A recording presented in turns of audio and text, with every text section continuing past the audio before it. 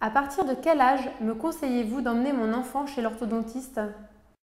Dès l'âge de 8 ans, le praticien peut savoir si un traitement orthodontique est nécessaire et quand il faut le commencer. Parfois, il faut démarrer une première étape de traitement pour profiter de la croissance, suivie d'une période de surveillance en attendant les dents définitives. Une deuxième étape permettra enfin de bien coordonner toutes les dents. Le traitement peut démarrer à tout âge, mais pour être remboursé par la sécurité sociale, il doit commencer avant 16 ans. Et comment puis-je obtenir un remboursement du traitement orthodontique?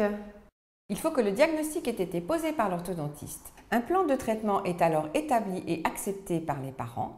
Le praticien remet un consentement éclairé que les parents doivent signer. Chaque cas est différent. En orthodontie, les honoraires sont libres. Chaque praticien devra donc faire un devis qui devra être signé par les parents. Une fois le devis accepté, il faut faire une demande d'entente préalable à la sécurité sociale. La non-réponse de la sécurité sociale équivaut à un accord.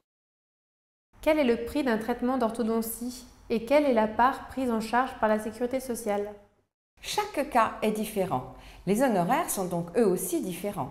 Les honoraires moyens sont compris entre 600 et 1000 euros par période de 6 mois. Ils sont parfois un peu plus élevés selon le matériel et le lieu.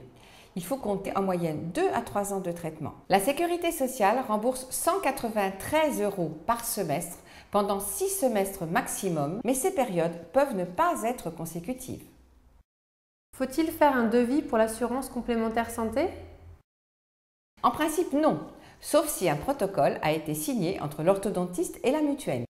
Les complémentaires santé remboursent une part variable des honoraires selon le contrat souscrit. En principe, seuls les traitements remboursés par la sécurité sociale le sont aussi par les mutuelles.